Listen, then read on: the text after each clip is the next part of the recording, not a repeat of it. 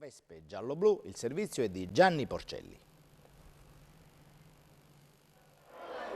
Campagna indigesta per il Taranto. Dopo la sconfitta casalinga di 7 giorni fa con la Cavese, arriva anche il tonfo di Castellammare di Stabia. 1-0 per i locali, gol, manco a dirlo, di Gigi Castaldo. Ed è il terzo in 4 partite. Soprattutto la sensazione di un'impotenza strutturale che non può essere spiegata solo con l'assenza di De Florio.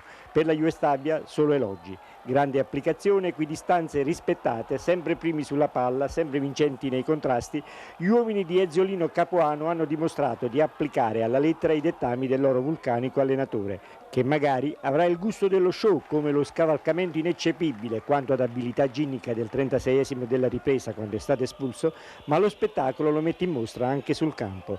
Cronaca scarna con predominio campano e 2 sortite del Taranto, le uniche a metà del primo tempo, con Colombini al tiro da 35 metri e Benassi abile nella respinta, e sull'angolo un colpo di testa di Mancini con il portiere di casa protagonista. Nella seconda frazione solo Juve Stabia e gol partita di Castaldo, che al 23esimo sul rilancio di Mariniello approfitta di un imperdonabile errore dei centrali pugliesi, si invola, controlla e batte un annaspante Pinna.